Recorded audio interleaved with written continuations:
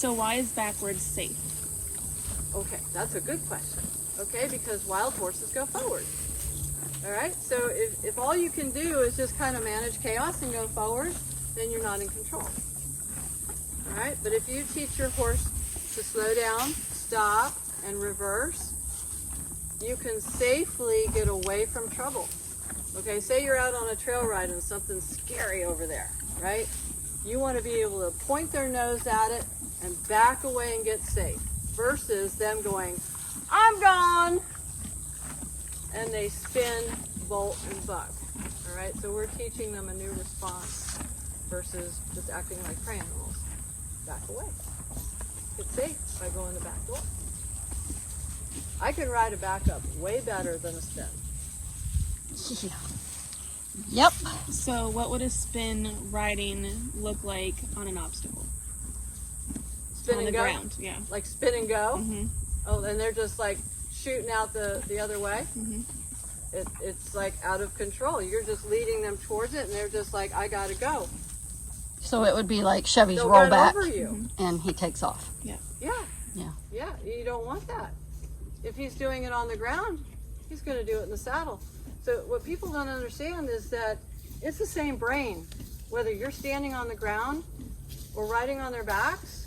Okay, they're still prey animals, and they're still going to have that. I don't think so.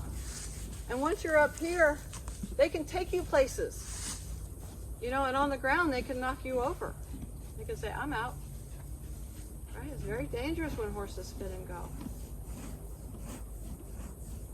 Very dangerous. So we're just teaching a new response. Because all horses have fear. They're prey animals. They're meat on feet. Everything eats them, including people. So when they think that their life is in danger, it doesn't make sense to us because we're good. Like, what's his problem? Okay, but we have to see their perspective. You know, we're hunters. We're predators. So we get aggressive and we grab hold. And so the prey animal goes, yeah, you got me. And we're very good at trapping. We're very good at putting so much pressure on them that they freak out and they want to leave us.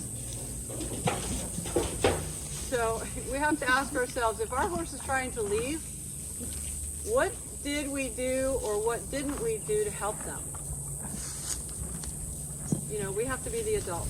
So I have a question on that then. Yeah. So if I'm in the saddle and I'm not quite where Maddie and Bobby are yet, so my horse is, if I feel like no matter what I'm doing up in the saddle, my horse is still really nervous, what do I do then? Get off. Get off to do what then? Do your groundwork. Do it on the ground. Don't Gotcha. get off and give them a carrot and put them away. Get off. Say, this is what I mean. Okay, so now you are visible again because you disappear up here and all you have is feel. So if your horse is not listening to you up there, your car is going to crash. So don't be part of the accident. Get off and get control of it. Okay, I have another question. Yeah. So how can we practice this at home before we come to your park? So it can be safer when we get here. I think everybody can get a kiddie pool, a cavaletti pole, or a railroad tie, or a piece of plywood, and set up like a little course. Just get some stuff that's not going to hurt your horse, and just get particular about those feet the way we were getting particular with Maddie's feet, with Bobby's horses. Okay. Okay? And so you're just going to practice the straightness, the ones and threes, the giving to that pressure, that steady pressure of the rein rope, and the end of the rope, leg. Okay? So it all makes sense to your horse. And they go, oh, I know what that means. Okay. And then by the time you get up here, then it's clear. I need you to go that way. Just like on the ground, we said, I need you to go that way. And I'm going to help you. Right? But pretty soon they're just going, oh, we're going here. Oh, I feel you wanting to go here. Okay. You know, we exaggerate and then we just bring it all down really quiet. Because the horse can feel you.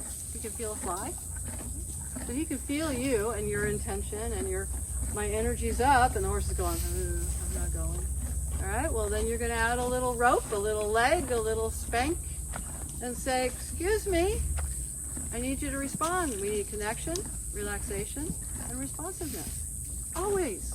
If we've only got 2 or 1 of those things, then we're not safe. And just get off and say, well, we're going to get those 3 things on the ground. And you're going to screw up. Because okay. the reason I'm asking that is a lot of people are told don't get off, then the horse wins. I know. Well, Nancy Slater says, get off, stay safe, and explain it on the ground, and then get back on when you're safe. Because if you're in the hospital, you can't train your horse. That's true. And you can't have fun. That's true.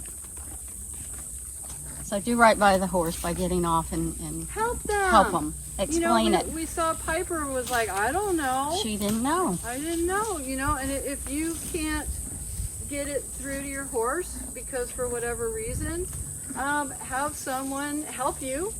Like I stepped in and I said, okay, let me explain it to your horse so she'll have a better understanding that when you look like that, she goes, I know what that means.